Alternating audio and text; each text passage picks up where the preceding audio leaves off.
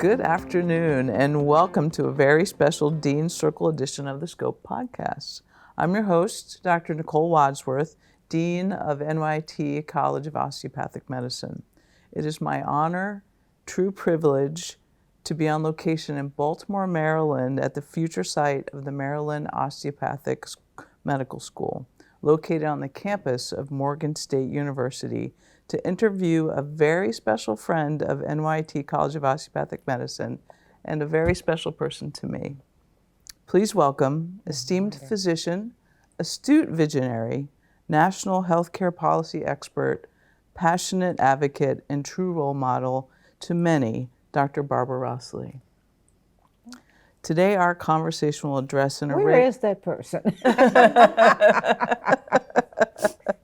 Today, our conversation will address an array of extraordinary topics spanning throughout Dr. Rossley's amazing career. We'll explore her valuable personal insights and experiences, the challenges she's faced along the way, and the vast triumphs she's accomplished through her hard work and perseverance, which have benefited so many people, including myself. We'll also discuss Dr. Rossley's visions regarding medical education and the future of healthcare as it relates to this unprecedented time of technological advancement, innovation, and transformation. Thank you, Dr. Rossley, for meeting with me on this special interview. I'm truly grateful to be with you. Thank you. I'm so flattered and honored. Thank you. Before we delve into our conversation, I'd like to provide our listeners with a few highlights from Dr. Rossley's incredible career. Dr. Rossley is a nationally recognized expert and senior executive leader on healthcare policy issues and medical education. She has served as an advisor on primary care, medical education, minority health, women's health, and rural health care issues on both the federal and state levels. Among many prestigious roles throughout her vast career, Dr. Rossley served as New York Institute of Technology's Vice President for Health Sciences and Medical Affairs from 2001 until 2017. During that time, she also concurrently served as interim dean of the NYT College of Osteopathic Medicine and School of Health Professions. Motivated by her strong determination to help advance medical care availability in underserved areas, Dr. Rossley worked tirelessly to lead the NYT initiative to open a second osteopathic medical school location in Arkansas. As a result of her tireless efforts, NYT-COM at A-State opened in 2016, with Dr. Rossley named the inaugural dean. During her tenure as dean, she also continued her service at NYT as Vice President for Health Sciences and Medical Affairs. In 2020, NYT-COM A-State graduated its first class of osteopathic physicians. And also of note, that was the year of the pandemic, in which we were unable to celebrate the way we typically do, but those students have done amazing things. And I don't know if you saw Dr. Rossley, one of those graduates we got to go spend some time with this past summer as he started his first job as an attending in the community in which he grew up. That's what it's all about. That vision that you saw, it was really incredible.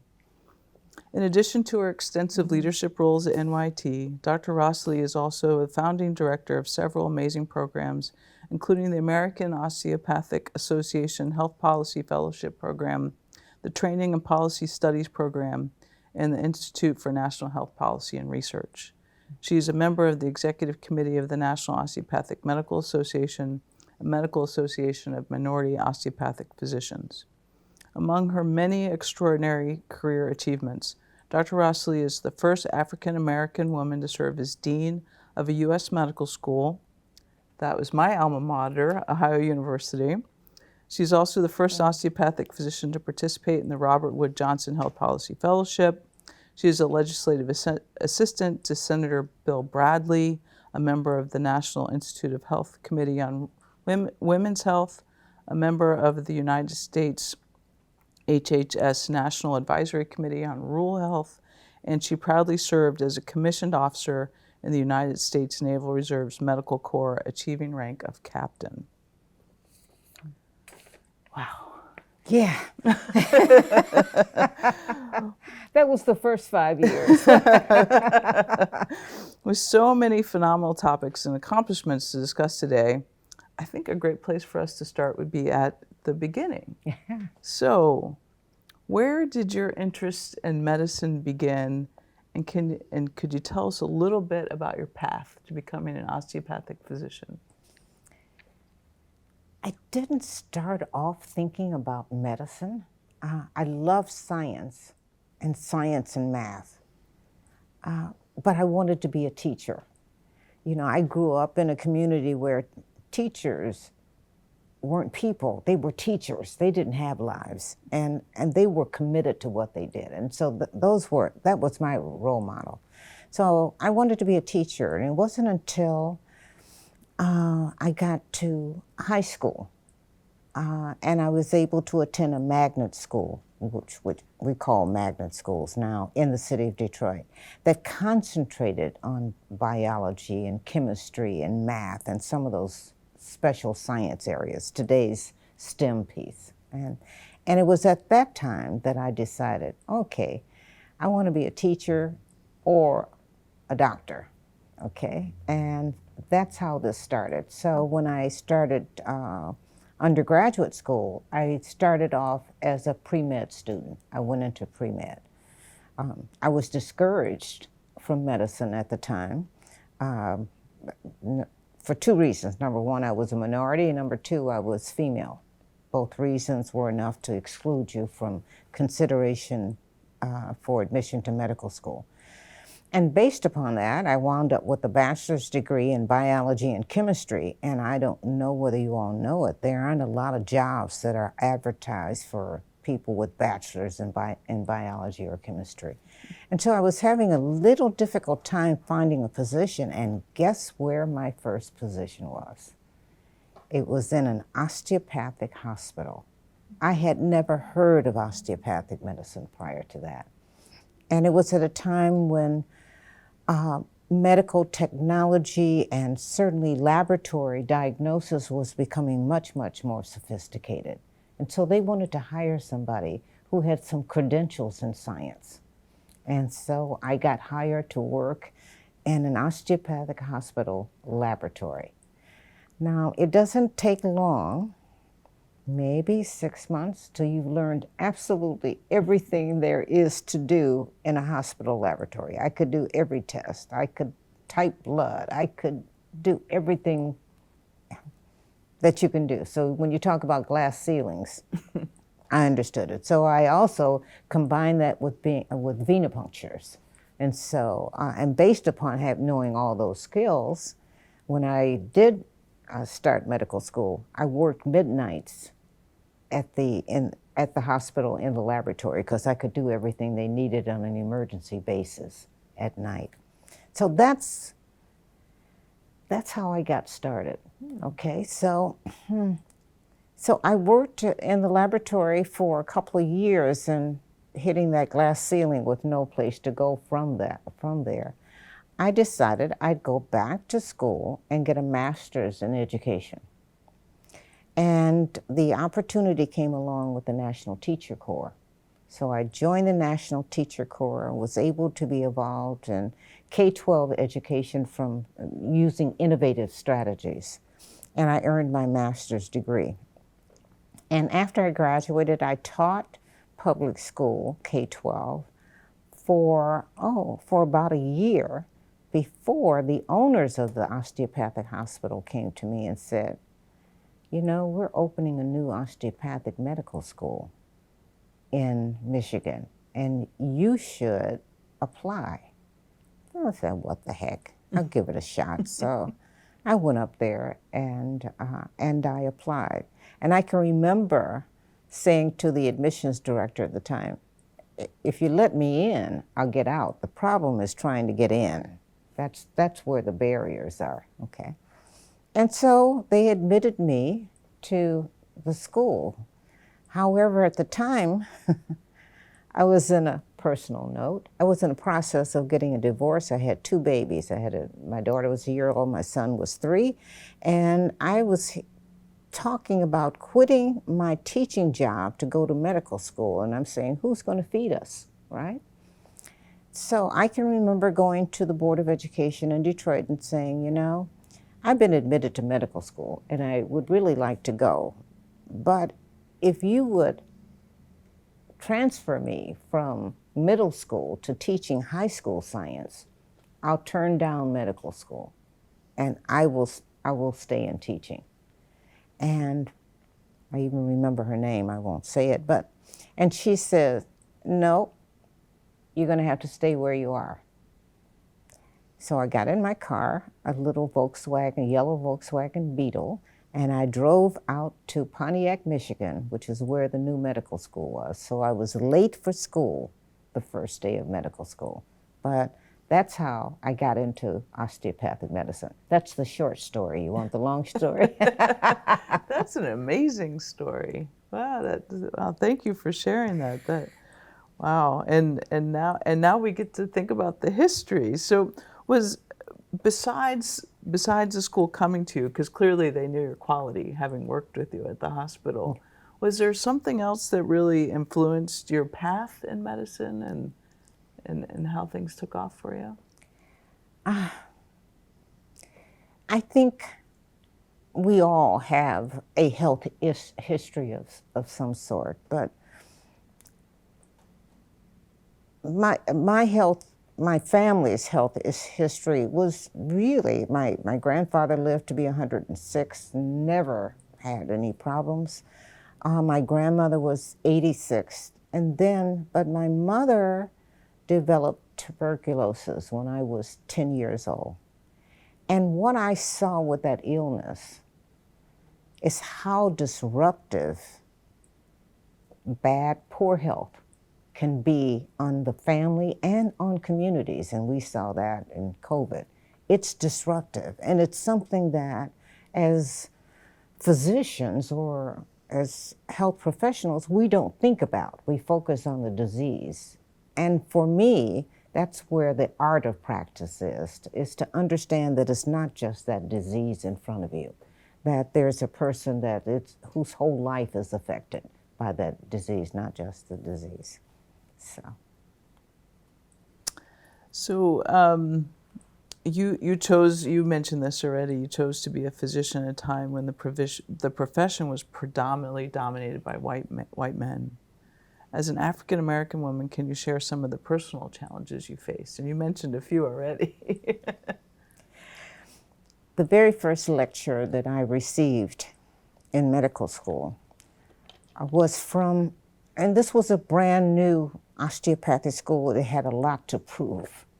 And so the school was very concerned about their choice of students and how the students would present themselves to the community. And so the very first lecture I had in medical school, to summarize it, was, you are what you communicate. So we want you to communicate the best that you can about osteopathic medicine in this new school.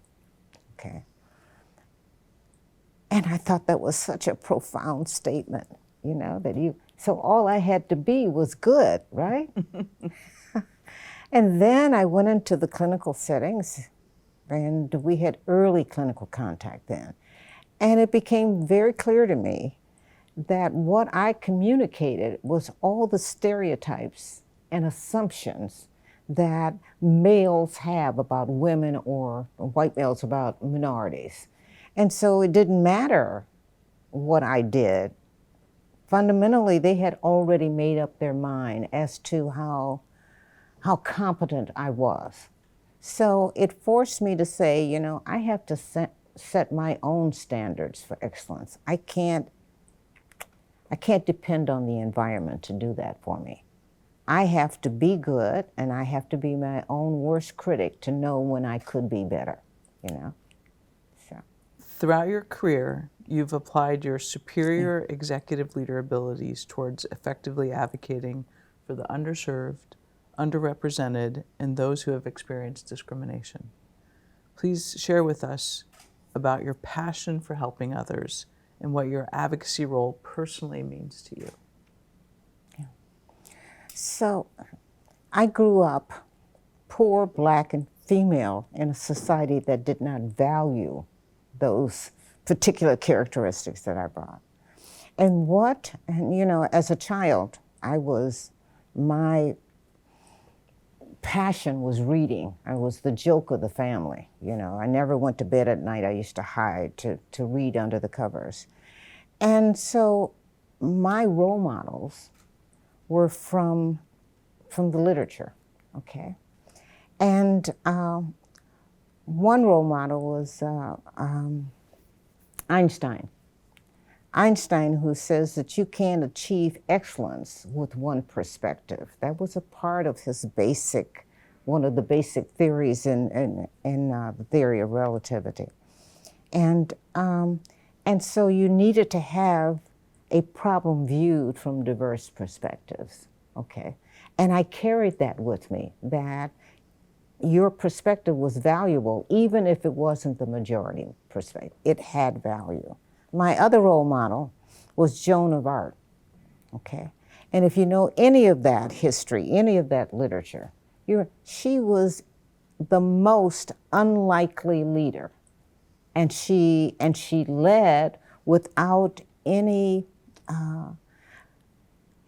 view that she had a perspective. It was all about the philosophy, the principles, the idea, you know? Mm-hmm. Again, getting back to everybody has value and all perspectives are important. So those were my role models because I didn't have the usual role models. There were no Black physicians. There certainly were no female physicians. There were actually few Black or female teachers at the time. So they became my role models, and their role models were one that valued differences. Okay. And so we were talking prior to starting the interview, and you mentioned a little bit about this diversity of perspectives. How does that continue to influence what you're doing today and your career? People look at me and they think that I'm an advocate for women, and I am. And I'm an advocate for minorities, and I am. But fundamentally, I'm an advocate for a human perspective on how we engage one another. And that means in order to do that, you have to value diversity, you know? You have to respect differences because that's how we achieve excellence, okay? And I think, and you have to be willing to, I don't like the word mentor, but you have to be willing to share how you value people with the people who need it the most, you know? So. And in my current role, I see this engaging students and really valuing what they bring to the table. Yes. In a way that perhaps hasn't been done historically. And I think that's a strength that we can continue to use. Yes. to improve, and that the student voice is important Absolutely. to our future success. Absolutely, absolutely. So speaking of some experiences dealing with students, could you share a little bit what it was like to be dean at Ohio University? As a physician, and certainly as an academic administrator, one of the lessons you learn is that most of your education comes from the people that you're supposed to be directing and serving. I've learned the most from patients, and I've learned the most from students, you know. And one lesson that I remember specifically, change is a difficult thing to accomplish, and you get people who are reacting all over the place. But there were some lessons that I learned through that process of change.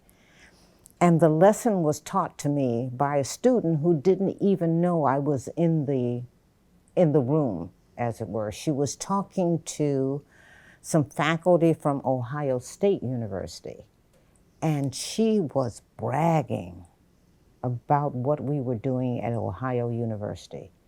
She was bragging about how much better we were than any other medical education institution in the state. How much better they were prepared because the new curricular things that we were doing at at OU at the time. Okay, that wasn't you, was it, on the bus? Nope, I don't believe that was me.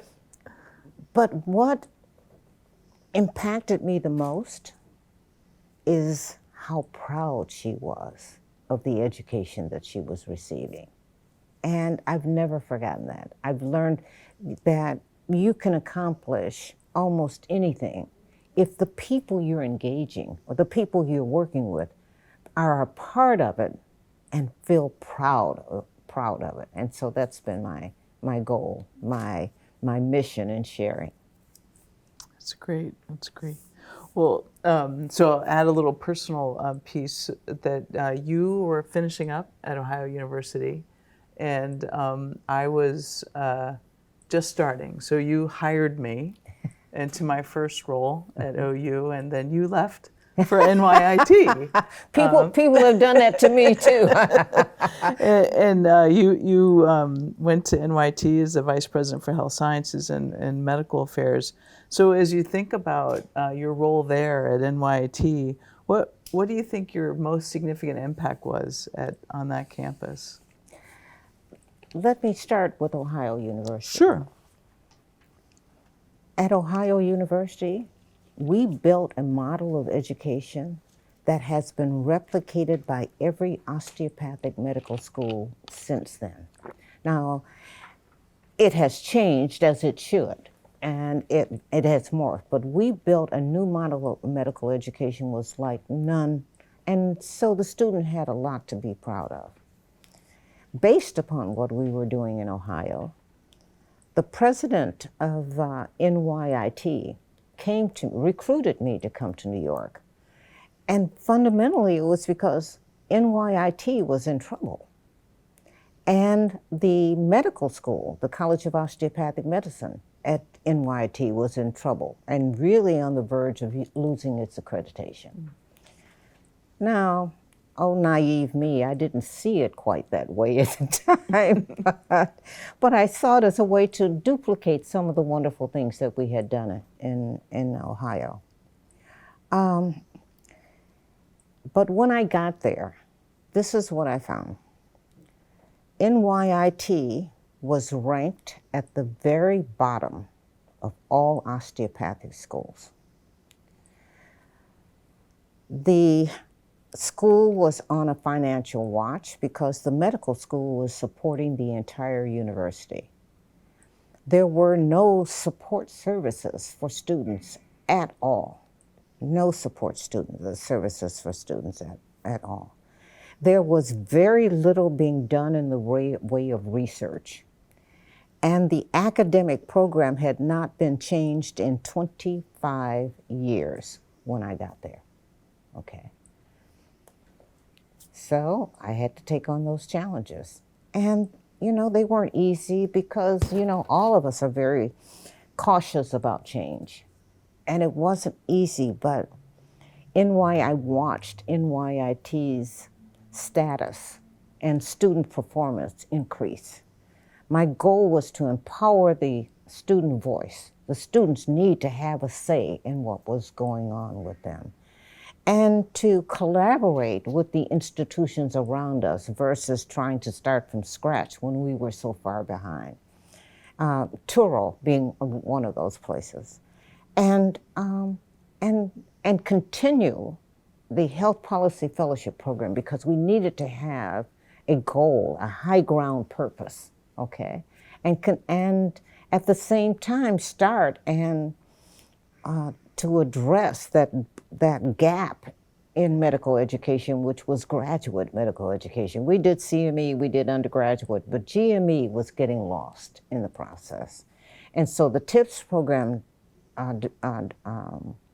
focused on some of that. But more than that, we really started to build residency training programs as a part of this collaboration with Touro in New York.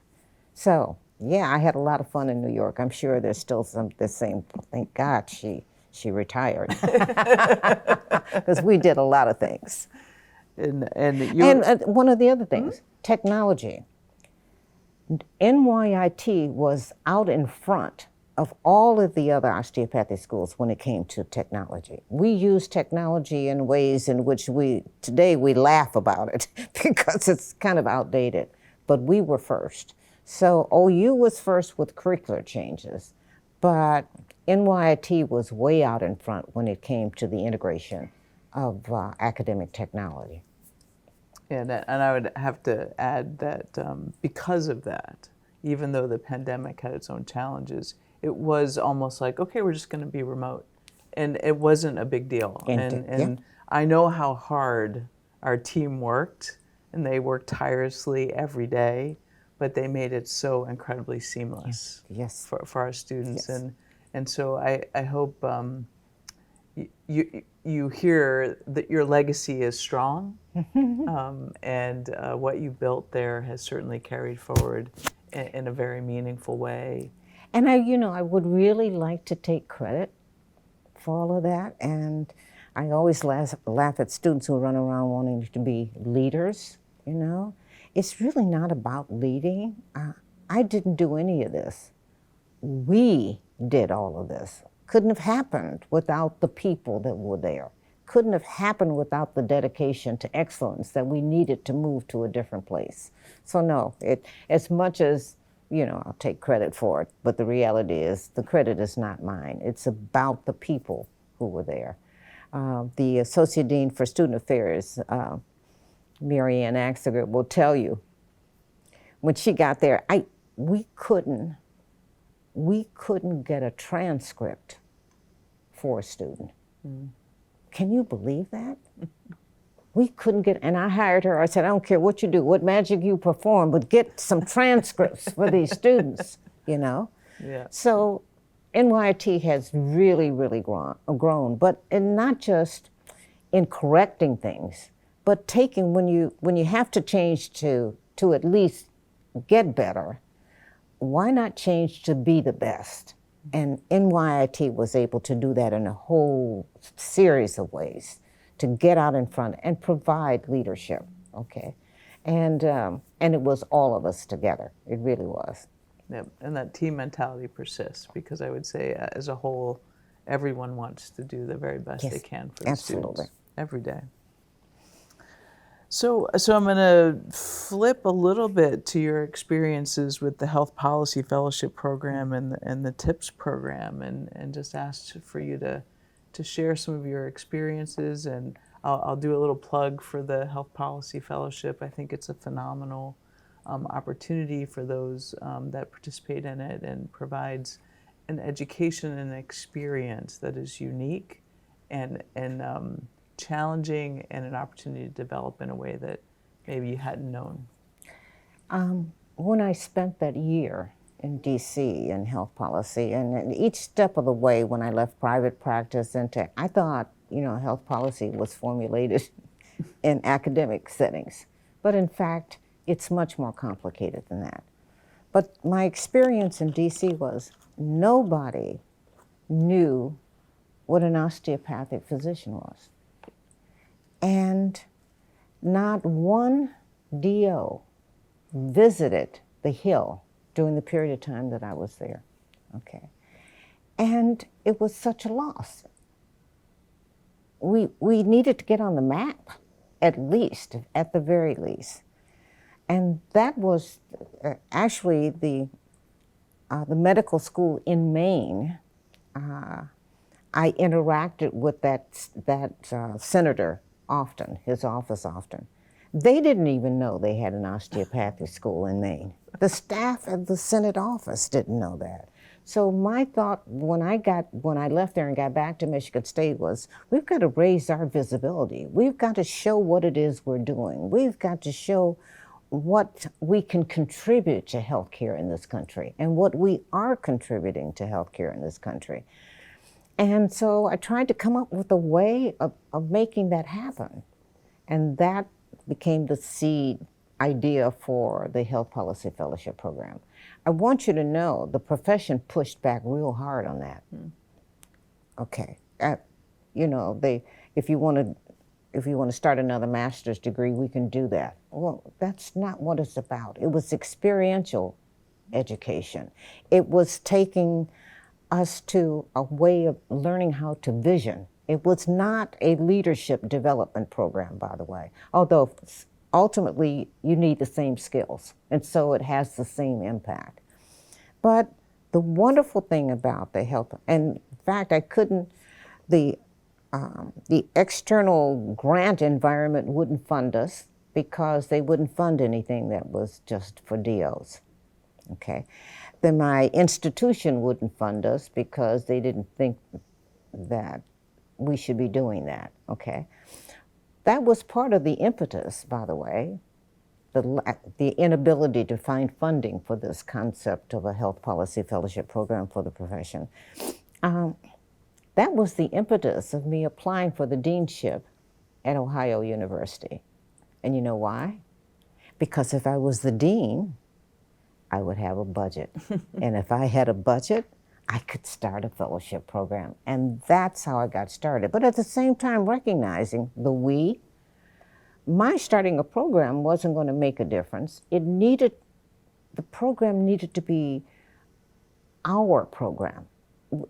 The program needed to be partners with the rest of the profession. And so we structured it that way, in that state associations sponsored fellows.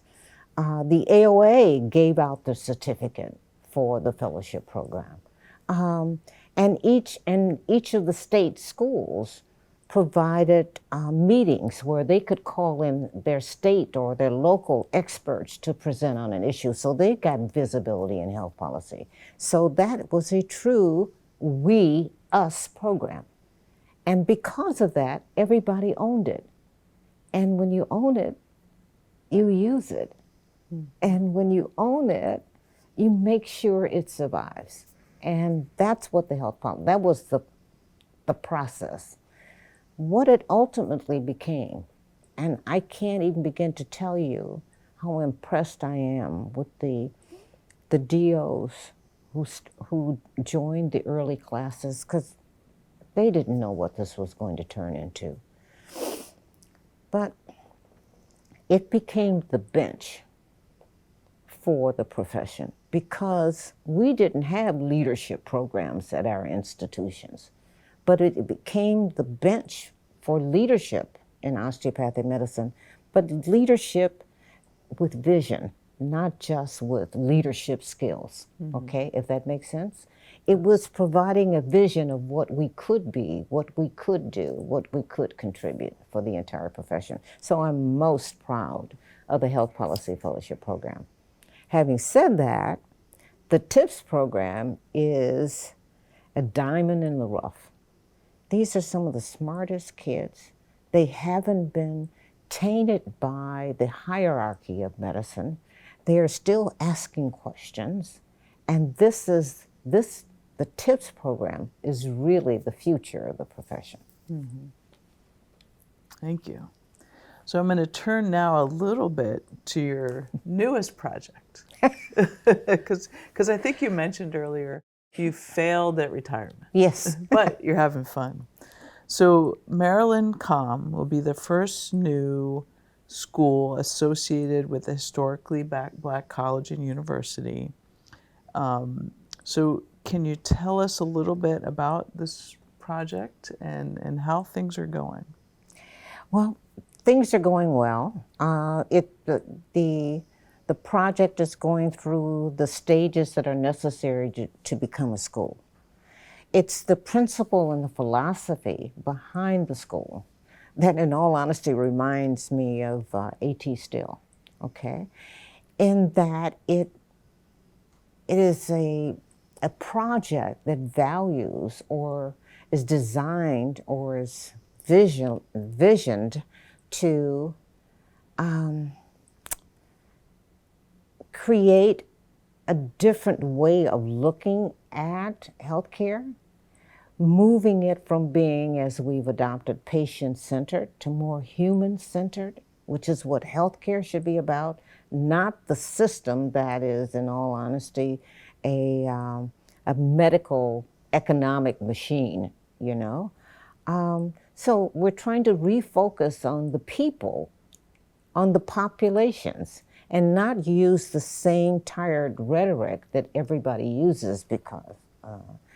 And so when we say diversity, we're really talking about human-centered care that values everybody. And the more perspectives you can bring into that value, the stronger the academic programs will be. The more qualified the graduates will be to treat patients who all come with different perspectives, okay? And not just link it to the classic underrepresented or minority populations, okay?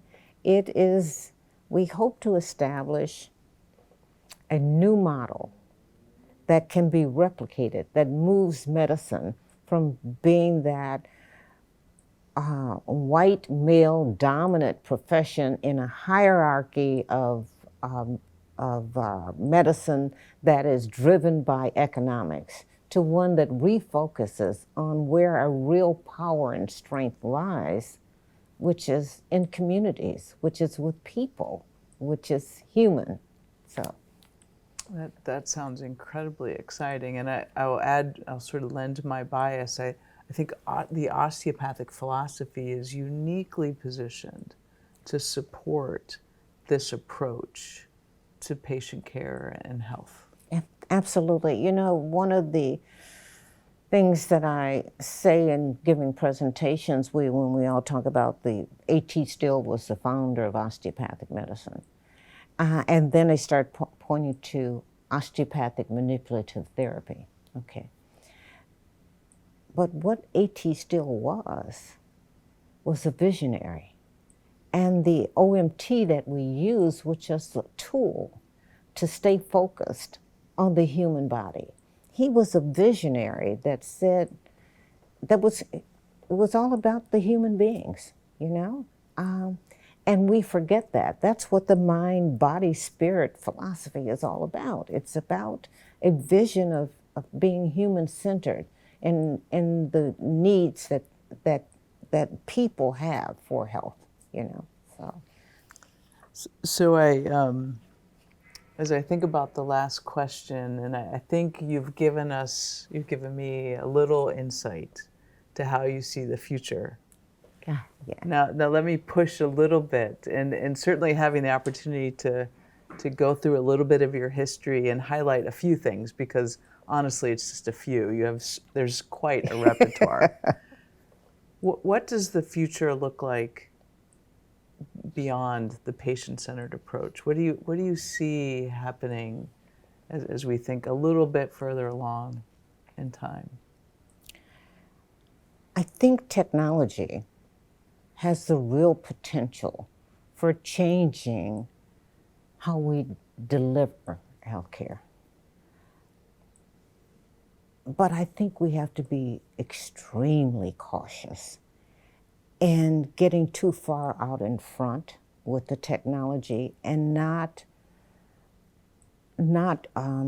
preserving the strengths that we bring to it.